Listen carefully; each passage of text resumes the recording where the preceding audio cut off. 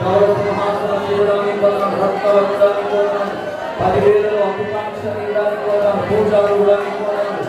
హల్లెలూయా హల్లెలూయా హల్లెలూయా హల్లెలూయా హల్లెలూయా. స్తోత్రం స్తోత్రం స్తోత్రం. హల్లెలూయా హల్లెలూయా. రాజు నీవే కదా, నీ కుమారుడా నేనే కదా. ప్రభుని కోసం ప్రతిక్షణం జీవించని, నిరూపము నాలో ఉదయించని, నిరూపము నాలో ఉదయించని, నిరూపం నాలో ప్రతిబింబమై వెలుగని. నీ ప్రేమ నీ కరుణ నా హృదయంలో నా ప్రవహించని. నిరూపం నాలో ప్రతిబింబమై వెలుగని.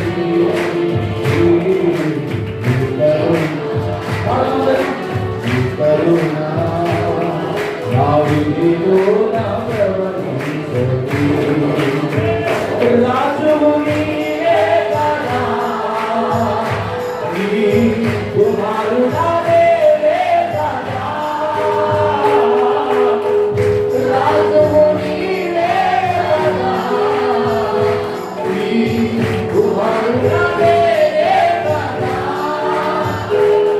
ప్రభుని కోసం ప్రతిక్షణం జీవించని, ప్రభుని కోసం ప్రతిక్షణం జీవించని.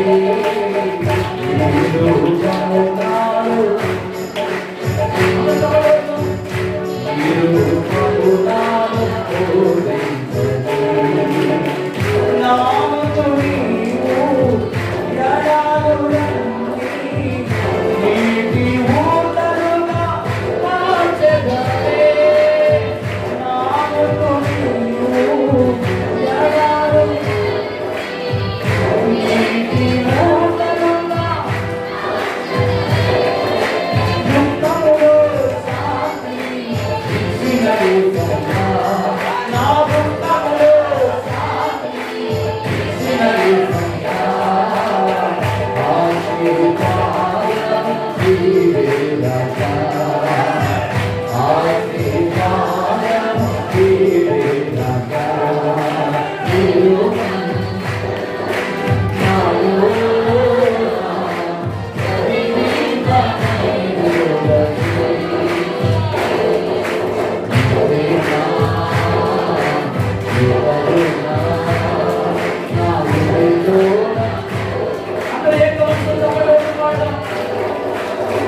నా పాప స్వభావం తొలగించునయ్యా.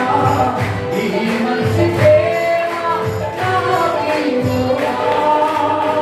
నా పాప స్వభావం తొలగించు, ఈ మంచి ప్రేమ నీవు కోరేది ఆలయమై నేను ఉండాలి. నీవు కోరేది ఆలయమై నేను ఉండాలి. హృదయాశీలుడా నా యేసయ్యా, హృదయాశీలుడా. నిరూపం నాలో ప్రతిబింబమై వెలుగని. ప్రేమ నీ కరుణ నా హృదయంలో ప్రవహించని. రాజువు నీవే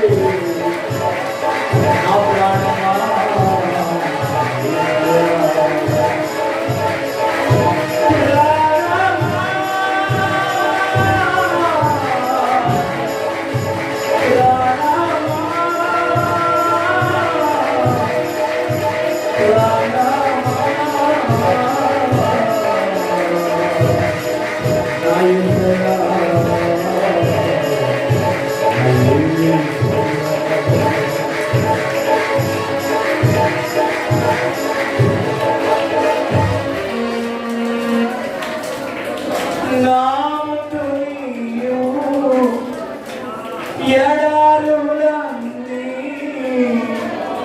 నీటి ఊటలుగా మార్చెదవే, దుఃఖములో శాంతిని ఇచ్చిన యేసయ్యా, నా దుఃఖములో శాంతిని ఇచ్చిన యేసయ్యా, హృదయాశీనుడా నా యేసయ్యా, హృదయాశీనుడా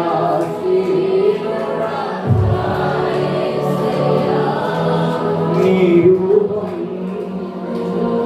నాలో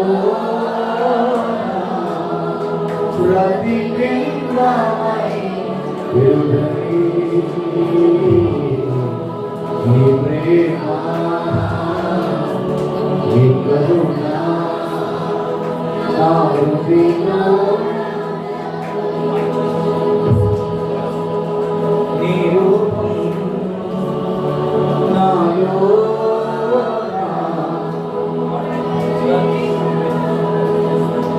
వెలుగని, నీ ప్రేమ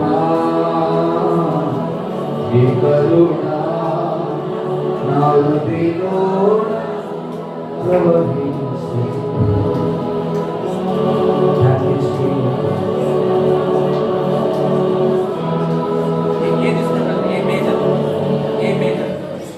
అదేవిధంగా అందరి కాళ్ళు వస్తుందాం. ఒక నిమిషం.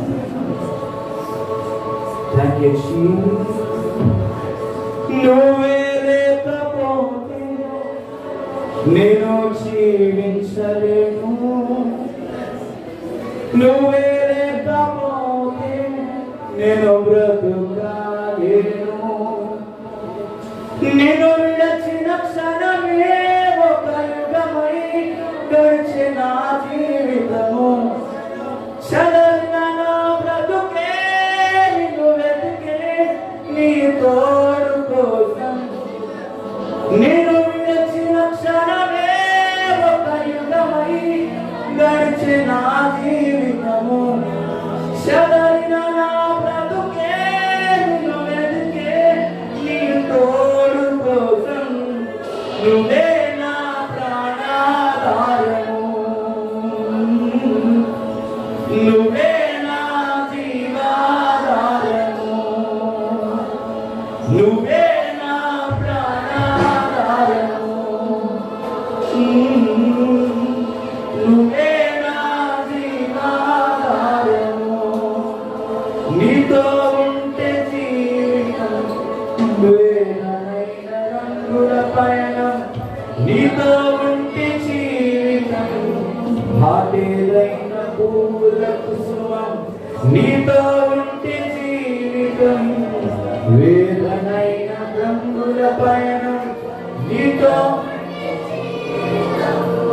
హాటేదైన పూల కుసుమం, నువ్వే లేకపోతే నేను జీవించలేను, నువ్వే లేకపోతే నేను బ్రతుకలేను, నువ్వే లేకపోతే నేను జీవించలేను, నువ్వే లేకపోతే నేను బ్రతుకలేను, నిన్ను విడచించడమే ఒక యుగమై గడిచిన జీవితము, చెదరిన నా బ్రతుకే నిన్ను వెతికే నీ తోడు కోసం, నిన్ను విడచిన క్షణమే ఒక యుగమై గడిచిన జీవితము, చెదరిన నా బ్రతుకే నీ తోడు కోసం, నువ్వే నా ప్రాణాధారము, ఓ నువ్వే నా జీవా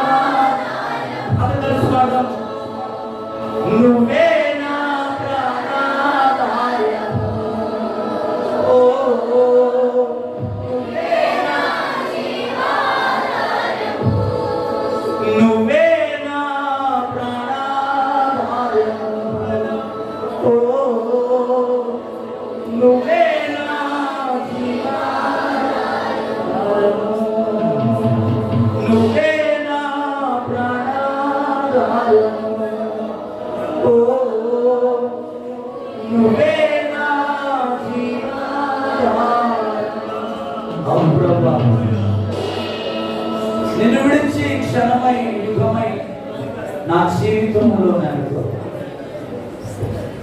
నీ తోడు లేకపోతే, నీ నీడ లేకపోతే ఏసయ్యా మేము ఒక్క నిమిషం కూడా బ్రతకలేము. నువ్వేనా మా ప్రాణాధారము, మా జీవధారము. మా ముందు ఎడారి లాంటి సమస్యలు మమ్మల్ని బాధిస్తున్నప్పుడు ఏసయ్యా తండ్రి నువ్వు మాతో ఉన్నామని దేవుడు ఒక్క నిమిషం 2 చేతులు పైకెత్తి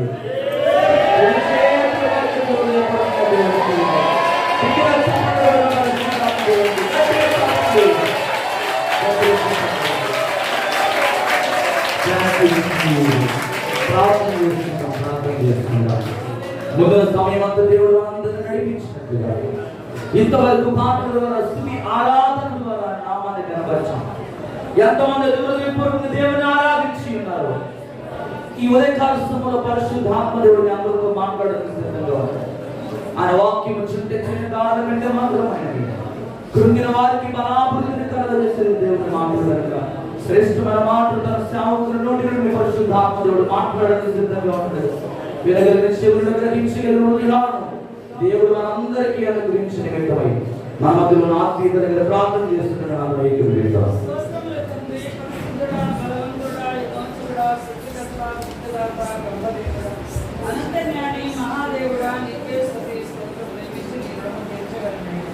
అయ్యా గడిచిన వారం నుంచి నీ ఉచితమైన మా కుటుంబాన్ని సర్వ సంఘాన్ని జ్ఞాపకం చేసుకుని వారిని పరిశుభ్రపరచండి. నీ వ్యాపరచండి. మన దాన శక్తిని పొందుకోవడం మమ్మల్ని మా కుటుంబాన్ని సర్వ సంఘాన్ని న్యాయంలో ప్రవేశపడే విధానాన్ని అయ్యా పాడి పాటల్లో నకంటాలు తెచ్చుకున్నాము. శేష స్వామిలో నీకు మా పట్ల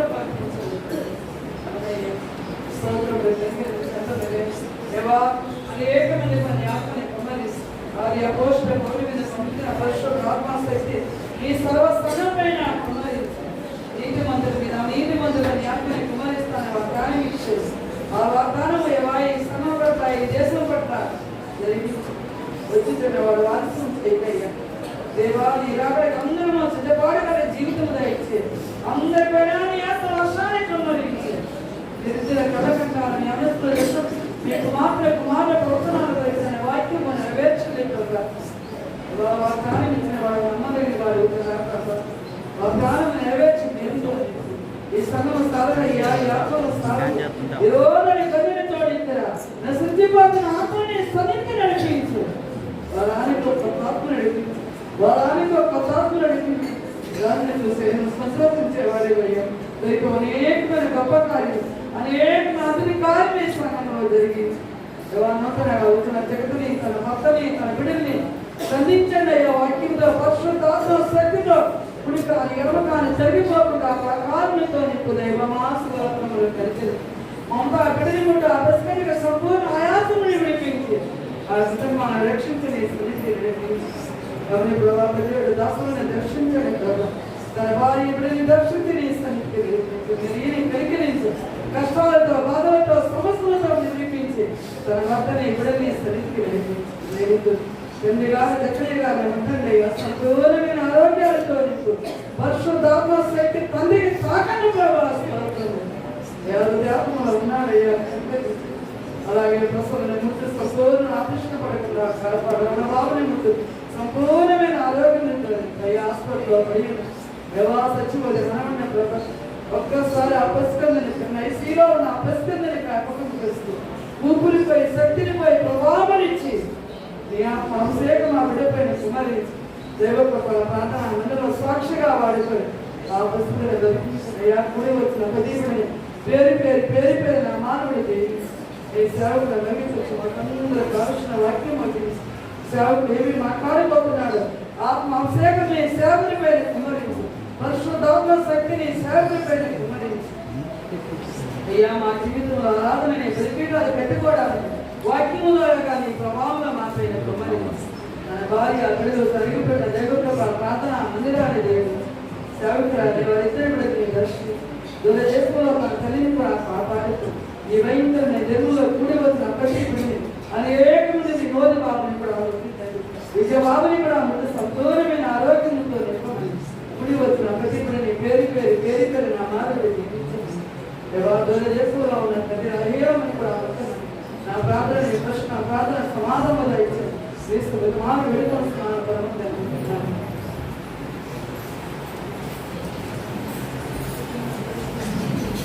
మంచిది మనం కూర్చుంటాం.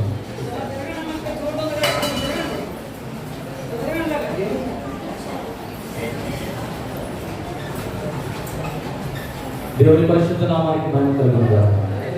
హల్లెలూయా, హల్లెలూయా.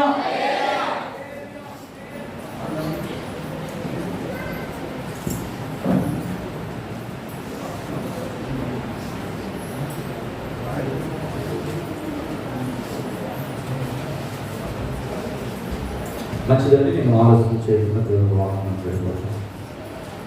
దేవుని శ్రేష్టమైన నామానికి నేను మరొకసారి వ్యక్తిగతంగా నేను దేవునికి వందనాలు చెల్లిస్తున్నాను. ఎందుకంటే మరొక ఆదివారం, మరొక పునరుత్థాన దినం నా జీవితంలో దేవుడు నాకు అనుగ్రహించిన విధానం బట్టి నేను దేవునికి స్తోత్రం చెల్లిస్తాను. అలాగే కూడి వచ్చిన మీ అందరికీ కూడా ప్రభువు యేసు క్రీస్తు నామమున నా హృదయపూర్వక వందనాలు.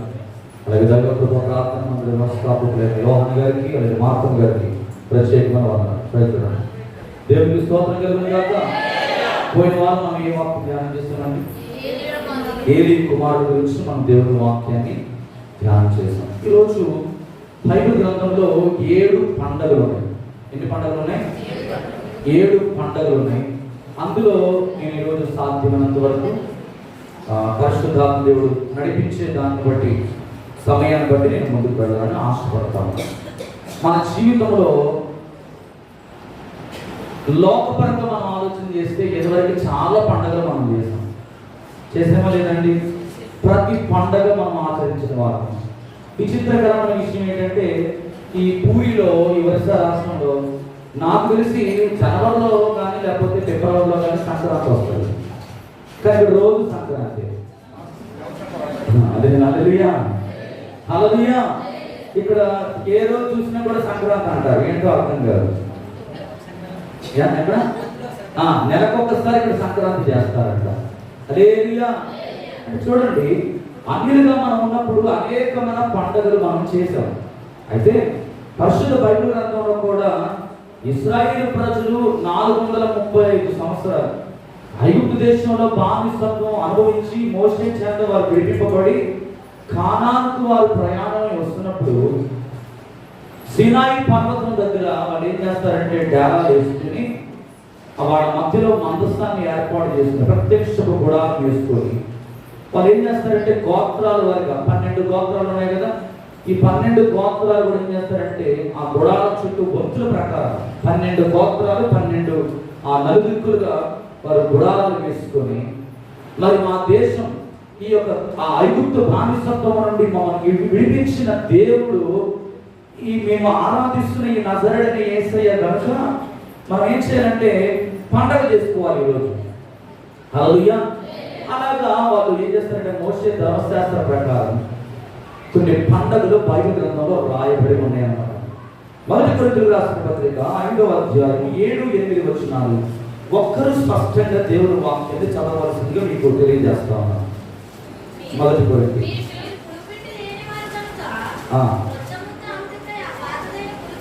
అందరూ కూడా వాక్యం తీయండి. మీరు బైబిల్ తీస్తేనే మీకు వాక్యం అర్థం అవుతుంది. 5వ అధ్యాయము మొదటి కొరింథీ 7-8 వచనాలు చదవండమ్మా. మీరు పులిపిండి లేని వారు కనుక క్రొత్త ముద్ద అవుటకై ఆ పాతదైన పులిపిండిని తీసి పారవేయుడి. ఇంతే కాక క్రీస్తు అను మన పస్కా పశువు వధింపబడెను కనుక పాతదైన పులిపిండితో నైనను దుర్మార్గతయు దుష్టత్వమును పులిపిండితో నైనను కాకుండా నిష్కపటమును సత్యములను పులి రొట్టెతో పండుగ ఆచరింతుము.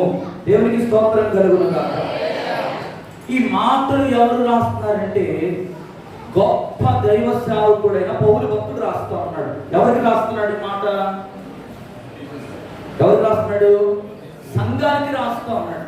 ఇక్కడ కొరింథీ సంఘం అని రాయబడ్డది కానీ ఒక కొరింథీ సంఘాన్ని గురించి మాత్రమే రాయట్లేదండి ఇక్కడ పౌలు.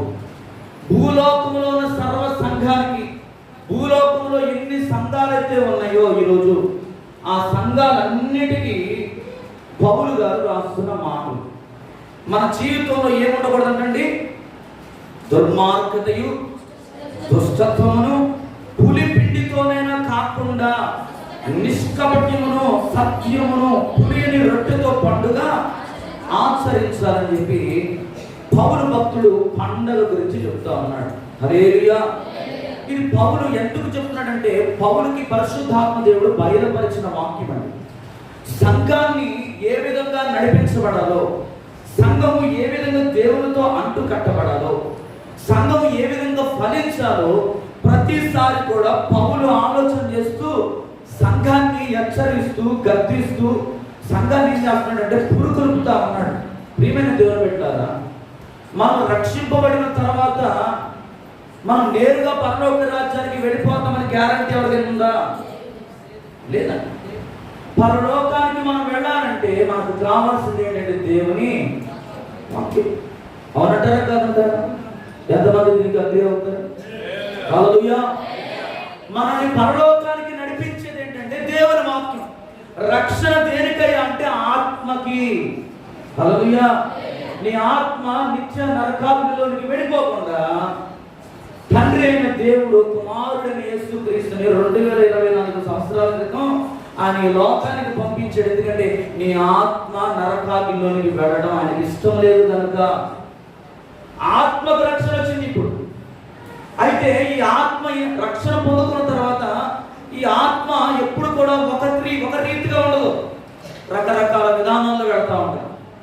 ఎవరు ఏది చెప్తే దానికి ఈ ఆత్మ ఏం చేస్తుంటే కరెక్ట్ అయిపోతుంది, మొక్కుతుంది అంట. చూసారా?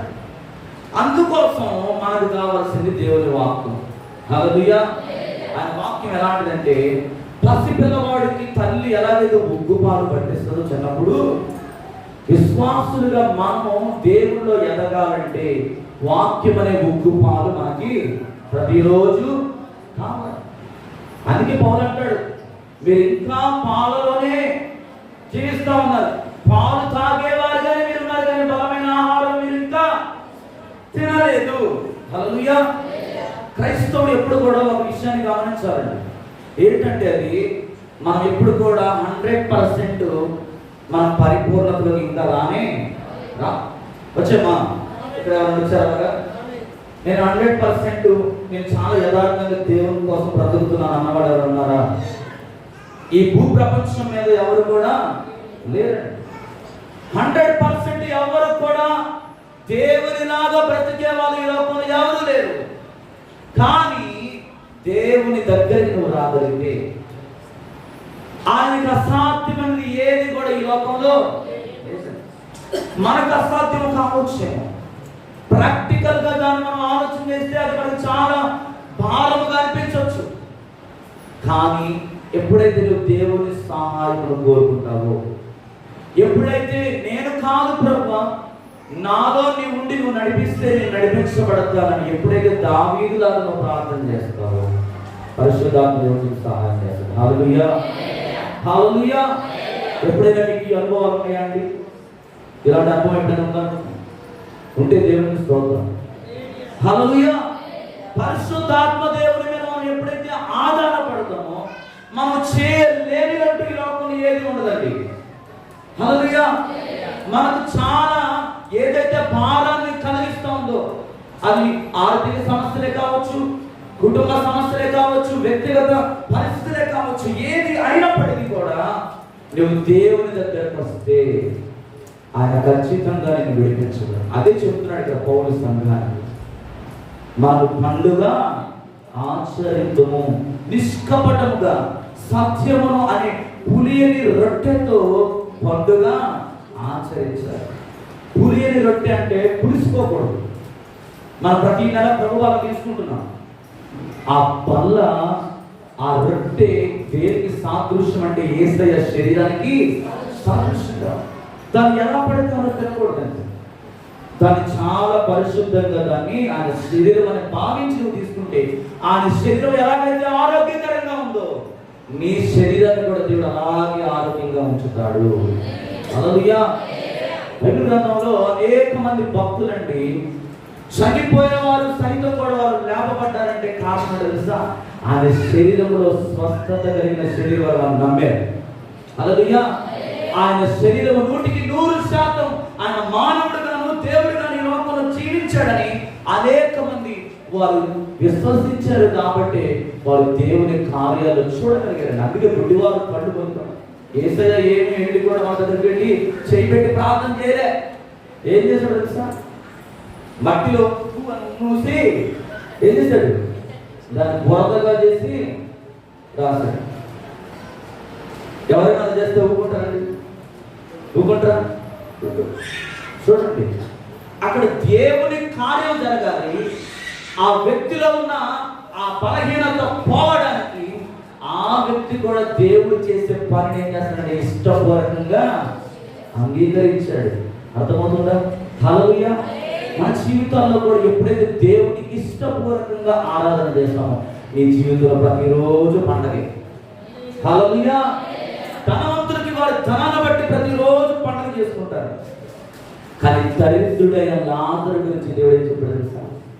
ఆ పళ్ళ మీద నుంచి పడే రొట్టె ముక్కల వరకు ఎదురు చూస్తున్నాడు. ఎందుకు? లాజరు ఎవరు?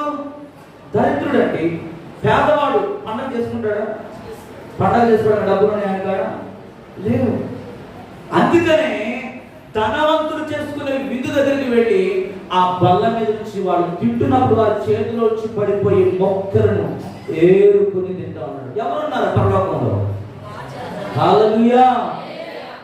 ఎవరైతే వారి ధనాన్ని చూసి విర్రవీగిన వారు ఎవరైతే ఉన్నారో వాళ్ళు ఎక్కడున్నారంటే నిత్య నరకాగ్నిలో అంటున్నాడు. అక్కడ కూర్చొని, అయ్యా నీ రొమ్మున ఆకున్న లాజరు యొక్క బ్రొటన వేలు ఆ నీటిలో ముంచి ఒక్కసారి నా నాలుగు మీద చిన్నగా చొక్కబడితే ఈ భయంకరమైన మంట నుంచి నేను బయటపడు.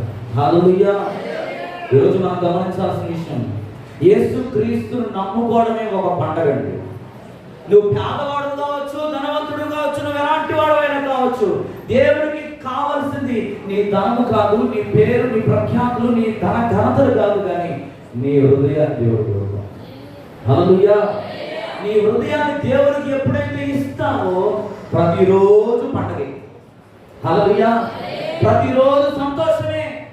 అందుకనే దేవుడు ఏం చేస్తున్నాడంటే పాత నిబంధన కాలంలో 7 పండుగలు ఇశ్రాయేలు ప్రజలకు ఒక కట్టడగా మోషే ద్వారా పరిశుద్ధాత్మ దేవుడు అనుగ్రహించడం జరిగింది. దాని క్రొత్త నిబంధనలో దేవుడు ఏం చేశాడంటే కొలస్సీలకు రాసిన పత్రిక 16వ అధ్యాయం 2వ అధ్యాయం 16-17. కొలస్సీ 2:16-17 చదవండి ఒకసారి. కాబట్టి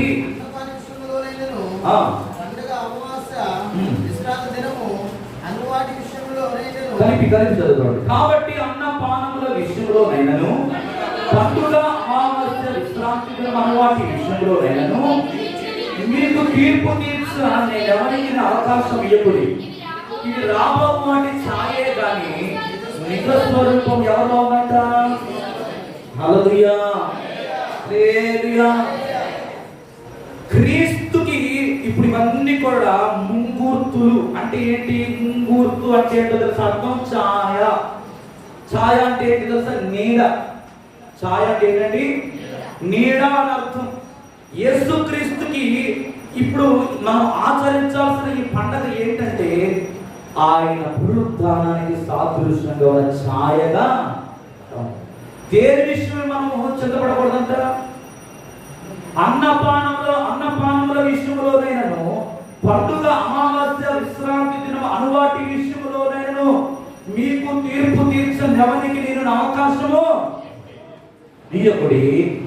దేనికి మనం అవకాశం ఇవ్వాలంటే రాబో వాటికి. రాబోవు వాడు ఎవరంటే పరిశుద్ధాత్మ దేవుడు. అందుకని చెప్పాడు కదా, ఇదిగో నేను మీ కొరకు ఆదరణకర్తను పంపిస్తున్నాను. ఆయన వచ్చుచున్నప్పుడు మీరు దేనికి కూడా, ఆయన మీతో ఉంటే మీరు దేనికి కలవరపడడు, మీరు దేనికి భయపడాల్సిన అవసరం లేదు. ఎందుకంటే ఆయన మీతోనే నీడలాగా ఆయన మీ చుట్టూ తిరుగుతూ ఉన్నాడు. హల్లెలూయా. పరిశుద్ధాత్మ దేవుడు నాలో ఉన్నాడని ఎంతమంది నమ్ముతున్నాడు? నమ్మంటారా?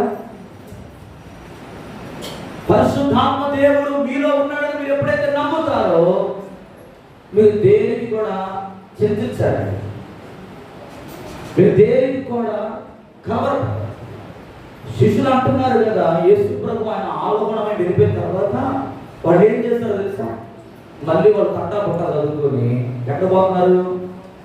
తట్టాపుట్ట చదువుకొని ఎక్కడ పోయారు? వాళ్ళ పాత జీవితానికే పోయారండి. మళ్ళీ చేపలు పట్టడానికే పోతున్నారు వాళ్ళు. ఎందుకని?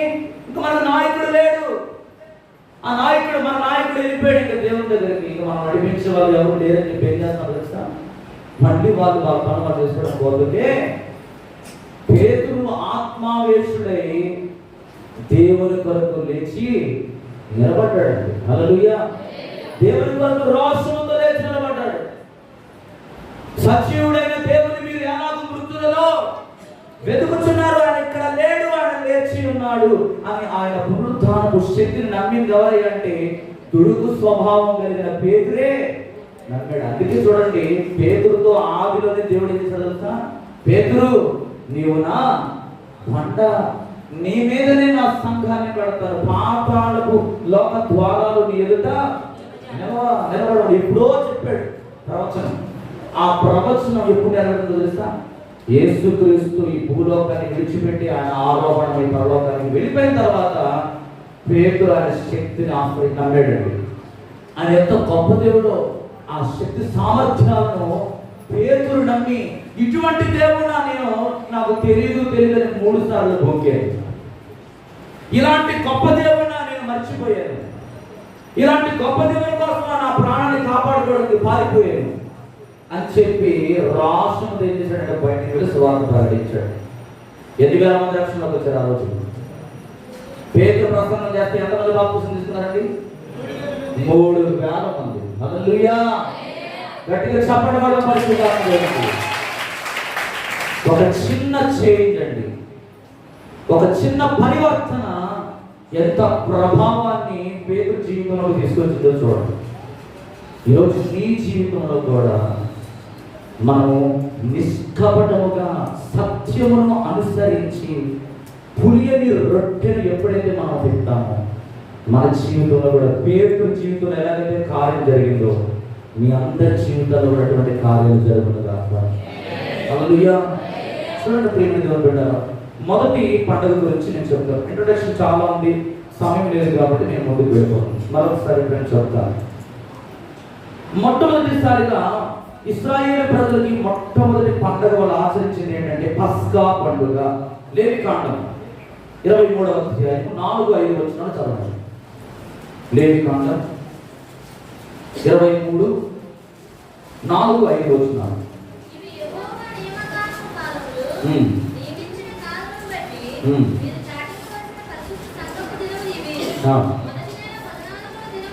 మొదటి నెల 14వ దినమున సాయంకాలమందు యెహోవా పస్కా పండుగ జరుగును. ఆ నెల 15వ దినమున యెహోవాకు పొంగని రొట్టెల పండుగ జరుగును. 7 దినములు మీరు పొంగని వాటిని తినవలెను. మీకు ఒక చిన్నది మీకు చూపిస్తాను. ఒక్క నిమిషం అండి. మొదటి నెల ఇక్కడ దేవుడు ఏం చెప్తున్నాడండి? మొదటి నెల 14వ దినమున సాయంకాలం మీరు ఏం చేయాలంట? పస్కా పండుగ. ఇప్పుడు ఇది యూదుల క్యాలెండర్. ఎంతమంది కనబడుతుంది? అందరికి కనిపిస్తుంది కదా? Okay right. ఇది యూదుల క్యాలెండర్ అండి. ఇప్పుడు ఈ యూదుల క్యాలెండర్ లో మొదటి నెల అంటే నీసాను నెల అంటారు. ఈ నీసాను నెల మీరు ఎస్తేరు గ్రంథం 3వ అధ్యాయం 7వ వచనం చదువుకుంటే ఇంటికి రాసుకోండి, ఇంటికి చదువుకుంటారు. నీసాను నెల అంటే ఏంటంటే మన క్యాలెండర్ ప్రకారం, ఇక్కడ మన క్యాలెండర్ ప్రకారం మార్చి ఏప్రిల్ నెల. యూదుల క్యాలెండర్ ప్రకారం ఏమో నీసాను నెలలో వారు ఏం చేస్తున్నారు? పస్కా పండుగని ఆచరిస్తున్నారు. మన క్యాలెండర్లో ఎప్పుడంటే మార్చి ఏప్రిల్ నెలలో మధ్య కాలంలో ఇశ్రాయేలు వారు బానిసత్వం చెప్పాను కదా, 430 సంవత్సరాలు విడిపించబడిన తర్వాత దేవుడు వారితో మాట్లాడిన ఆ వాగ్దానం నెరవేరింది కనుక వాళ్ళు ఏం చేస్తారంటే గొర్రె పిల్ల రక్తము ద్వారా మేము విమోచించబడ్డాం. ఆయన రక్తమే మమ్మల్ని విమోచించింది. ఆ బానిసత్వం నుండి ఆ పరిశుద్ధుడైన యేసయ్య రక్తం ఆ రాత్రి ఆ పస్కా పండుగ దినం ఉంది. మోషేతో దేవుడు ఏదైతే మాట్లాడాడో ఆ గొర్రె పిల్ల రక్తాన్ని వాళ్ళు ఏం చేశారంటే అడ్డ కమ్మెకు నిలువ కమ్మెకు వాళ్ళ రక్తాన్ని రాసుకోవడం జరిగింది. ఏ గృహానికైతే ఆ రక్తం ఉంటుందో సంహారపు దూత ఆ ఇంటిని దాటి వెళ్ళిపోయింది. ఏ ఇంటికైతే ఆ రక్తము లేదో సంహారపు దూత ఇశ్రాయేలు ఆ ఐగుప్తు దేశంలో సంహారపు దూత గృహాల్లోకి వెళ్ళి ఏం చేసిందంటే తొలుచూలు కుమార్తెలందరూ కూడా ఆ పస్కా బలి పశువుకి వాళ్ళు ఏమైపోయారంటే హతులైపోయారండి.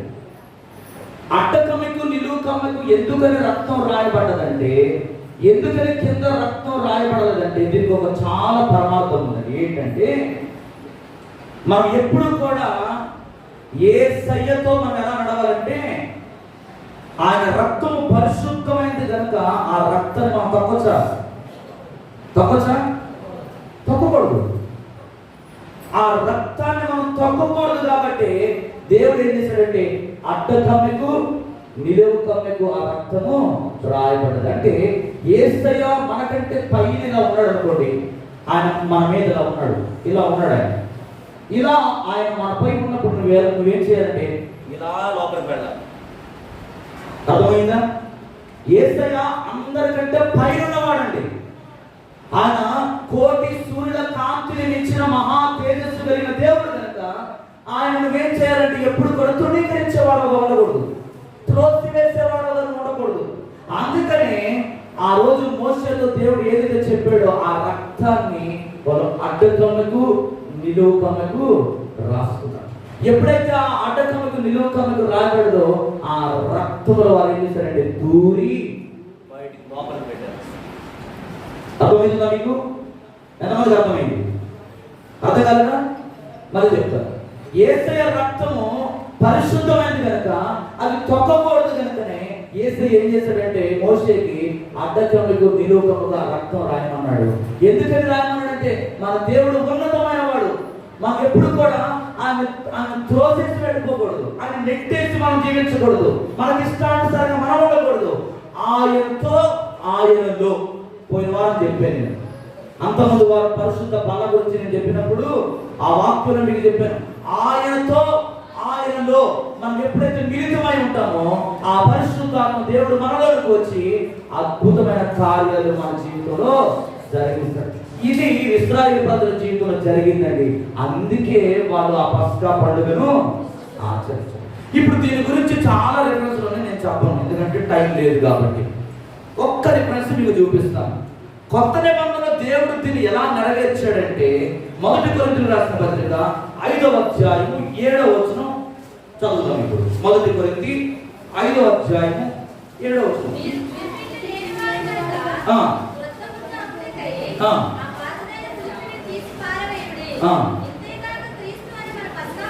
ఇంతే కాక క్రీస్తు మన పస్కా పశువు వధింపబడెను. హల్లెలూయా. ఇప్పుడు మీకు అర్థమైందా లేదా? ఎందుకు మనం పండుగ ఆచరించాలంటే ఇశ్రాయేలు ప్రజలు బానిసత్వం నుంచి విడిపించబడిన తర్వాత ఆ సీనాయి పర్వతం దగ్గర వాళ్ళు పస్కాను ఆచరించారు. ఇప్పుడు మనం పండుగ ఎలా ఆచరించాలంటే క్రీస్తు అను పస్కా పశువు వధింపబడ్డాడు. హల్లెలూయా.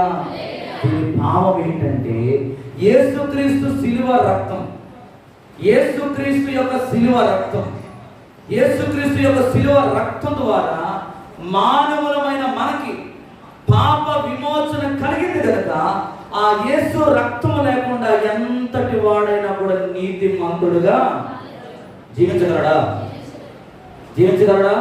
జీవించలేడు.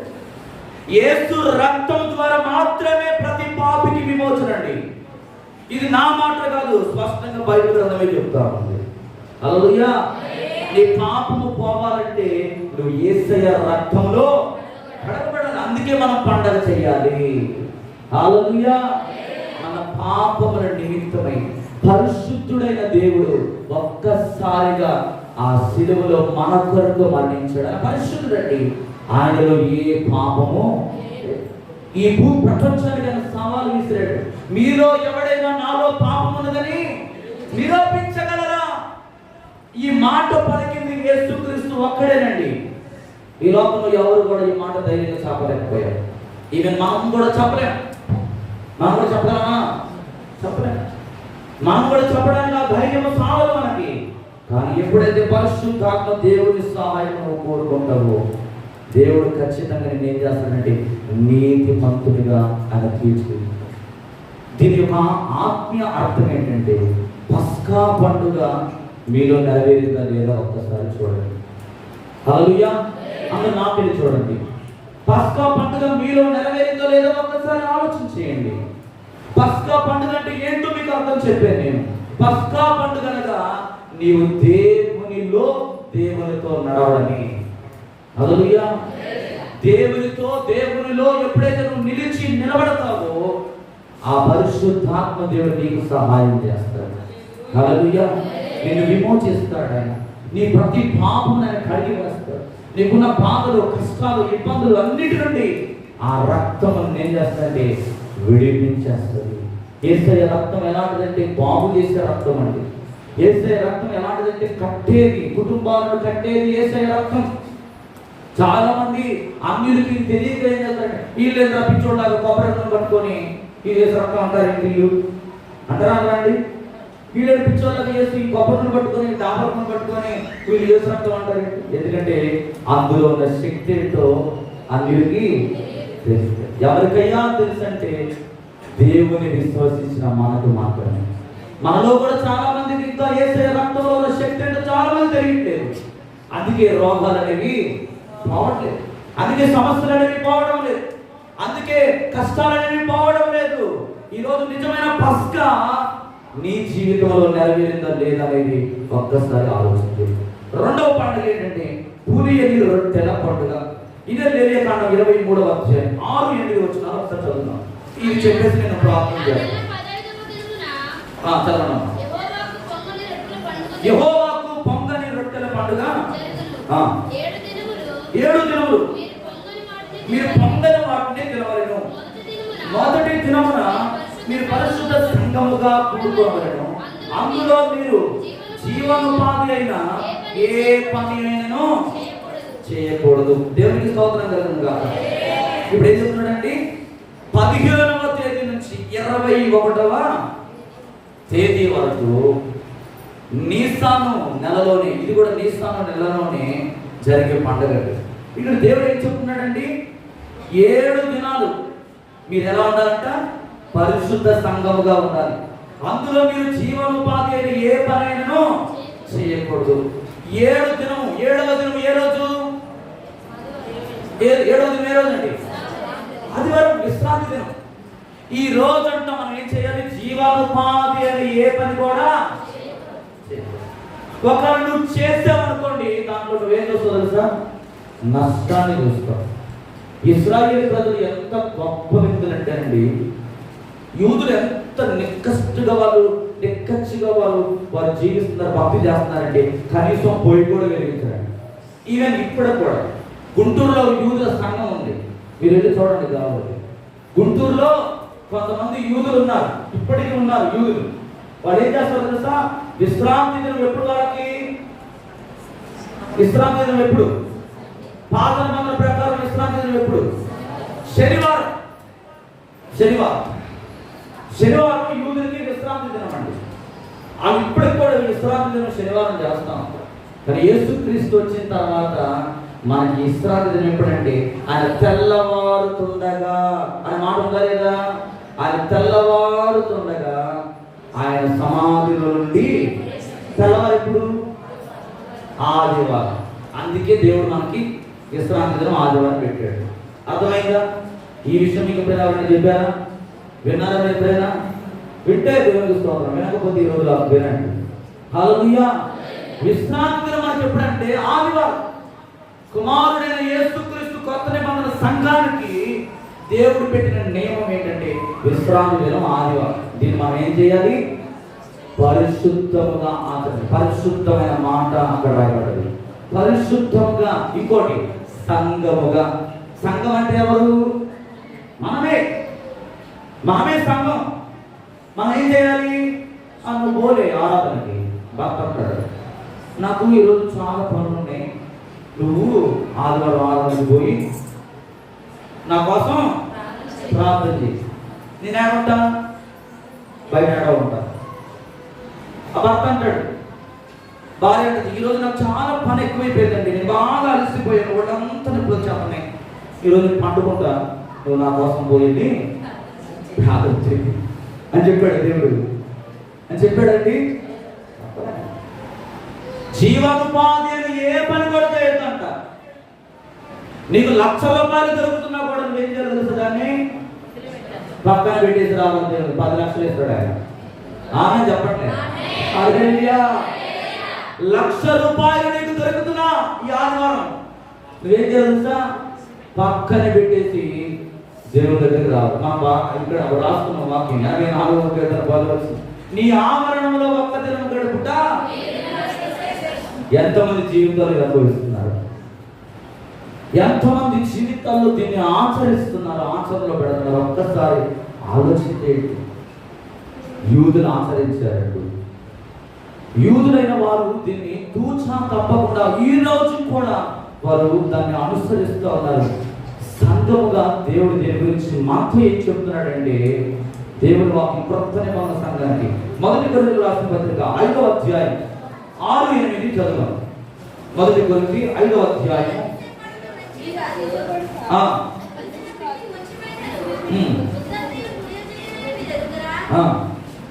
మీరు పులిపిండి లేనివారు కనుక క్రొత్త ముద్ద అమ్మకై ఆ పాతమైన పులిపిండిని తీసి, ఇంతే కాక క్రీస్తును మన పస్కా పశువు వధింపబడెను. దేవునికి స్తోత్రం కలుగును గాక. ఇంకా కొన్ని రిఫరెన్స్ ఉన్నాయి మీకు నేను ఇస్తాను. ఇంటికి చదువుకోండి. నిర్గమకాండము 12వ అధ్యాయం 15-20 వచనాలు ఇంటికి చదువుకోండి. 13వ అధ్యాయం 3-10 వచనాలు నిర్గమకాండం చదువుకుని ఇంటికి తర్వాత. అలాగే 23వ అధ్యాయం 1-15 వచనాలు, అలాగే 34వ అధ్యాయం 18 వచనాలు కూడా మీరు ఇంటికి వెళ్ళిన తర్వాత మీరు ధ్యానం చేయండి. దేవుడు మీతో మాట్లాడతాడు. చూడండి, కొత్త నిబంధన సంఘంగా మనతో దేవుడు ఏం చెప్తున్నాడంటే, ఈ పులిని రొట్టెల పండుగ మన జీవితంలో ఎలా ఆచరించాలంటే, పాపం అనే పులుపు లేని పరిశుద్ధ జీవితానికి ఇది ప్రతీకగా ఉందండి. పులుపు దేనికి సాదృశ్యం అంట? పాపానికి సాదృశ్యం. పాపము దేనితో పోల్చబడుతుందంటే పులుపుతో పోల్చబడుతుంది. ఈ పులుపు అనేది నీ జీవితం నుంచి తీసేసుకోవాలి. మొదటి పస్కా అనే గొర్రెపిల్ల రక్తంలో కడగబడిన వారు వెంటనే ఈ పులి అని రొట్టెల పండుగ అనుభవంలోనికి సంఘం రావాలన్నాడు. పస్కా పండుగ దినమందు మోషే తన ఇంటి వారందరూ కూడా ఏం చేస్తున్నారు? వాళ్ళు చేదు కూరలు తిన్నారు, చేదు ఆకుకూరలు వాళ్ళు తిన్నారండి. రొట్టెలు తింటా ఉన్నారు, చేదు కూరలు తిన్నారు. చేదు దేనికి సాదృశ్యం? ఎవరు చెప్తారు? కరెక్టే మీరు చెప్పేది. చేదు దేనికి సాదృశ్యం అండి? పాపానికి సాదృశ్యం. పాపం ఎలా ఉంటుంది? చేదుగా ఉంటుంది. దేవుడు ఎలా ఉంటాడు? దేవుని అనుభవం ఎలా ఉంటుంది? తీయగా ఉంటుంది. ప్రజలు దేనికి ఇష్టపడతారు? ఎక్కువగా పాపం అనే చేదుకే ఇష్టపడతారు, కానీ తీయనైన దేవుని మాటలు ఇష్టపడతారా? ఇష్టపడతారు. ఆ మాటలు వింటానికి ఎవరు కూడా రారండి దగ్గరికి. యేసు ప్రభువుని నమ్ముకోయా, నీ జీవితం మారిపోద్ది, నీ బ్రతుకును దేవుడు వెలిగించబోతున్నాడని చెప్పండి. చాలా చెప్పేవాళ్ళే. మాకు ఎంతో మంది దేవుడు దేవతలు, వాళ్ళందరినీ కాదని మీ తెల్లవాడ దేవుడిని నమ్మాలా? ఎవరు దేవుడు అంట? తెల్లవాడ దేవుడు. తెల్లవాడ దేవుడు అంటే వేసాడు. తెల్లవాడ దేవుడు కాదండి. ఆయన తెల్లవాడ కోసమే రాలేదు, అందరి కోసం అని అన్నాడు కదా. నేను యూదుల కొరకు రాలేదు, యూదుల కొరకు, గ్రీసు దేశస్తుల కొరకు నేను రాలేదన్నాడు. ఎవరి కోసం వచ్చాడు తెలుసా? సమస్త మానవాళి కొరకు వచ్చాడు. అందుకే యేసుక్రీస్తు ఎవరికి దేవుడు? అందరికి దేవుడు. కొందరికి దేవుడు కాదండి. నువ్వు అనుకునే దేవుడు కాదు ఆయన. అందరికి దేవుడు ఆయన. ఒక కులానికి, ఒక వర్గానికి, ఒక మతానికి చెందినవాడు కాదు. ఆయన అందరికీ దేవుడు. ఈరోజు నీ జీవితంలో నువ్వు ఏం తెలుసుకోవాలంటే, నీలో ఉన్న ఆ పులుపు, ఆ పాపం అనే పులుపు ఇంకా నీలో దాగుంటే యేసయ్య రక్తము చేత మరొక్కసారి ఏం చేయాలంటే పరిశుద్ధపరచబడాలి. అది క్రైస్తవ జీవితం. దాన్నే పౌలు నొక్కాలించే సంఘంతో మాట్లాడుతున్నాడు. పాత నిబంధన ప్రకారం అయితే మనం పండుగలు చేయాల్సిన అవసరం లేదు, నేను చెప్పా. కానీ కొత్త నిబంధన సంఘంగా మనం చేయాల్సిన, మనం ఆచరించాల్సిన పండుగ ఏంటంటే పాపమును విడిచిపెట్టి పరిశుద్ధమైన జీవితం జీవించడమే పులియల రొట్టెలకు సాదృశ్యంగా ఉన్నది. హల్లెలూయా. మీకు అర్థమవుతుందా? పులియల రొట్టెల పండుగ ఇప్పుడు మనం ఎందుకు చేయాలో మీకు అర్థమైంది అనుకుంటా. అర్థమైన వాళ్ళందరూ దేవుని స్తోత్రం చెప్పండి.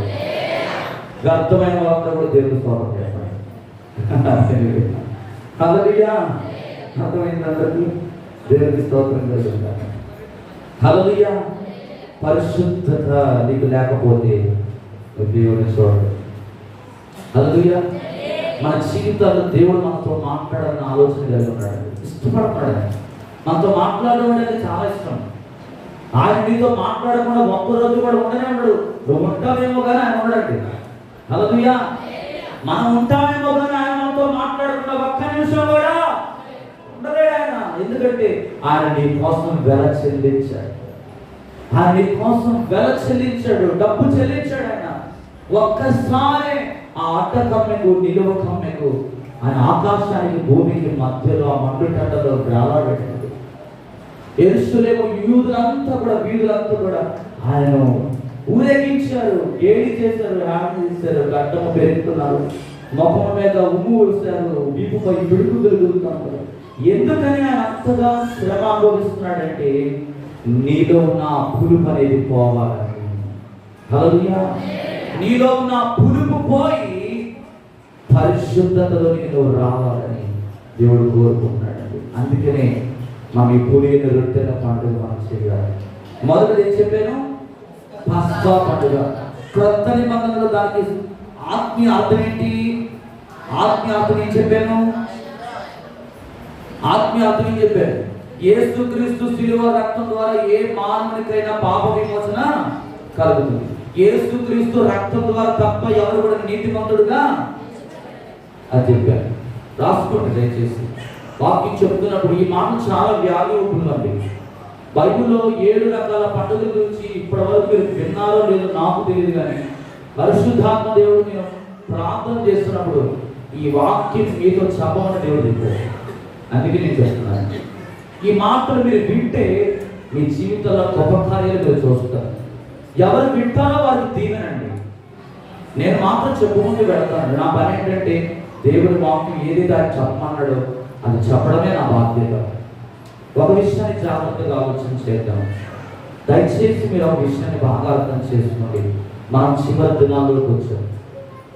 మనకి టైం లేదండి. హల్లెలూయా. మనం చివరి దినాల్లోకి వచ్చాం. చాలా కేర్ఫుల్గా ఉండాలి, చాలా కేర్ఫుల్గా ఉండాలి. పరిశుద్ధాత్మ దేవుడు మన మధ్యలో సంచారం చేస్తూ ఉన్నాడు. పరిశుద్ధాత్మ దేవుడు మన మధ్యలో సంచారం చేస్తూ ఉన్నాడు. ఆయన ఆత్మను మనం ఎప్పుడు కూడా దుఃఖపరిచేవారుగా, ఆయన మనలోనికి రావాలని ఇష్టపడుతున్నప్పుడు మనం ఏం చేయాలంటే మన తలుపులు తెరవాలి.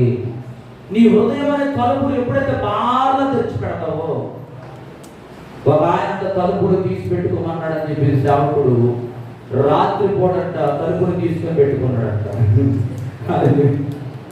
రాత్రి పూట తలుపులు తీసి పెట్టుకుంటే తమ్ముడు వచ్చాడంట, మొత్తం అంతా కూడా దోచుకుని పోయాడంట. తెలివైన వాడు చాలా మంది అతికి తెలివితేట ప్రదర్శిస్తారు. కొంతమంది ఆ చిక్కుల్లో పడిపోతారు. తలుపులు తెరుచుకోవడం అంటే నీ ఇంటి తలుపులు కాదు, నీ హృదయం అనే తలుపులు తెరుచుకోవాలి. నీ హృదయం అనే తలుపులు తెరుచుకొని నువ్వు ఎప్పుడైతే పరిశుద్ధాత్మ దేవుని హృదయంలోకి ఆహ్వానిస్తావో ఆయన హృదయానికి వస్తావు. హల్లెలూయా. నీ హృదయంలోకి వస్తే జరిగే కార్యం ఏంటంటే పులుపు అనేది నీలోకి పోతుంది, పరిశుద్ధత అనేది నీలోకి వస్తుంది. హల్లెలూయా. దేవుని సన్నిధిలో ఈరోజు 2 విషయాలు నేను చెప్పాను. 7 రకాల పండుగలు. వచ్చే వారం కూడా నేను మిగతా పండుగల గురించి నేను చెప్పాలని ఆశపడతాను. ఇది చాలా మంచి సబ్జెక్ట్ అండి. ఇది మీరు జాగ్రత్తగా వింటే మీకు 2 విషయాలు చెప్తున్నాను. ఒకటి, పాత నిబంధనలో ఎందుకు వాళ్ళు పండుగ ఆచరించారో చెప్పాను. ఇప్పుడు సంఘంగా మనం ఏం చేయాలో, ఆ పండుగ దేనికి సాదృశ్యంగా ఉందో, ఆత్మీయ అర్థం ఏంటో దాని గురించి మీకు వివరంగా రెఫరెన్స్ తో సహా మీకు చూపించి చెప్తున్నాను కనుక జాగ్రత్తగా దేవుని మాటలు వినండి. ఇవి మీకు చాలా దీవెనకరవి, ఇవి మీకు చాలా ఆశీర్వాదకరం కనుక ఈ మాటలు మీరు పెడచెవిని పెట్టకండి. మీ హృదయం మన పలక మీద రాసుకుని ఇంటికి వెళ్ళిన తర్వాత నేను ఏదైతే రెఫరెన్స్ ఇచ్చానో అవి చదవండి. ఇంకా పరిశుద్ధాత్మ దేవుడు మీకు కొత్త విషయాలను దేవుడు బయలుపరుస్తాడు. అటువంటి కృప దేవుడు మీ అందరికీ అనుగ్రహించిన గాక. ఆమేన్. తలలో వచ్చుగా ప్రార్థన చేసుకుందాం.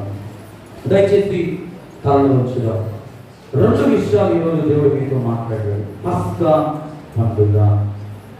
పస్కా పండుగ యూదులు ఆచరిస్తూ ఉన్నారు. మొదటి నెల నీసాము లేదా అబీబు. ఈ అబీబు లేదా నీసాము ఈ 2 నెలలలో ఇవి మొట్టమొదటి నెల 14వ తేదీన వాళ్ళు మార్చి ఏప్రిల్ మాసంలో యూదులు ఆచరిస్తూ ఉన్నారు.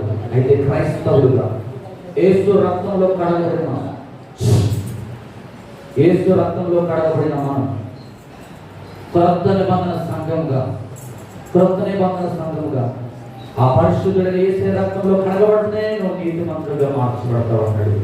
నువ్వు నీతిమంతుడుగా నిందారహితుడుగా నిలబడాలంటే యేసయ్య రక్తంలోనికి నువ్వు రావాలి. యేసయ్యలో నువ్వు ఎప్పుడైతే జీవిస్తావో ఆ రక్తం నిన్ను విమోచిస్తుంది. రెండవదిగా పులిని రొట్టెన పండుగ దీనికి సాదృశ్యం అంటే పులుపు పాపానికి సాదృశ్యం. ఈ పులుపు అనే పాపాన్ని విడిచిపెట్టి పరిశుద్ధమైన జీవితాన్ని జీవించాను.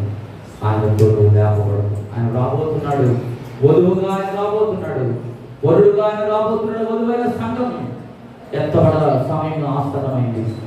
వధువైన సంఘంలో మనం ఎత్తబడే గుంపులో ఉన్నామా లేదా ఒక్కసారి ఆలోచించాం. 10 మంది కన్యకులు బుద్ధి లేని వారేమో వారి దివిటీలో నూనె తెచ్చుకోలేదు, వారు విడవబడ్డారు. బుద్ధి కలిగిన 5 మాత్రమే వారి దివిటీలలో నూనె నింపుకున్నారు. పెండ్లి కుమారునితో ఆ బిందులోకి వెళ్ళారు. ఈరోజు నువ్వు ఏ గుంపులో ఉన్నావు? బుద్ధి కలిగిన కన్యకల గుంపులో ఉన్నావా? బుద్ధి లేని 5 గుంపులలో ఉన్నావా? ఒక్కసారి ఆత్మ విమర్శన చేసుకొని దేవుని సన్నిధిలో ప్రార్థన చేద్దాం. ఎత్తబడిన వాక్యం కొరకు మన మధ్యలో నాన్నగారు ప్రార్థన చేస్తున్నట్టుగా ఈ ఎలీషా బ్రదర్ ప్రార్థన చేస్తారు. ఎత్తబడిన వాక్యం కొరకు ఎలీషా బ్రదర్ ప్రార్థన చేస్తుండగా అందరం కూడా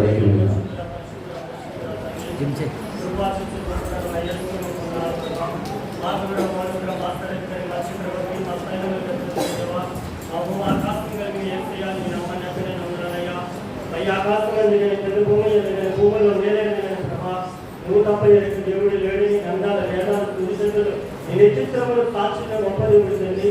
అయ్యా భూములు శూన్యంగా ఉన్నప్పుడు ఆదిలో ఉన్నవాడు అడుగులో మరణాన్ని సృష్టించిన మా రక్షి కూడా మా గొప్ప దేవుడానికి గడిచిన కాలం అంతా నిద్రపులో మమ్మల్ని మసకాలు మా కుటుంబాలు కాల్చి దాంట్లో పెట్టుకోగలవు ప్రభా. ఇప్పుడు దాంట్లో అయ్యా సమస్త సకల పరిశుద్ధులు నిన్ను ఆరాధించే కృపను నాకు పాత్రగా మైపడదాం. ఆయా ధ్యానాలలో ఉండి నీ ఆత్మని అభిషేకం అయ్యా బాపై కుమరించి దాంట్లో పెట్టుకున్నాం. నీ దేవుడు శోభనగా అనేకమైన మాటలు అమూల్యమైన మాటలు మాట్లాడి ప్రతి ఒక్క మాట మా హృదయాలు పెట్టుకున్న వాక్యానుసారంగా జీవించే కృపను మాకు అందరిగా గ్రహించుకున్న ప్రతి ఒక్క బిడ్డని దీవించాల్సిన ప్రభావ ప్రాణం ఉన్నంత వరకు ఊపిరాగ వరకు అయా మా ఊపిరాగ వరకు నీతో నిన్ను స్తుతించి నిన్ను గర్వపరిచే బిడ్డగా మమ్మల్ని అందరినీ అటువంటి రూపులో తయారు చేయమని గత మహిమ ప్రభావం నీకే తొలగిస్తున్నాం. మా నిజరక్షకుడైన యేసు క్రీస్తు నామములో ప్రార్థించి స్తుతించి వేడుకుంటాం తండ్రి. ఆమేన్. దేవునికి స్తోత్రం కలుగును గాక. పిల్లలు చప్పట్లు కొడుతున్న పరిస్థితి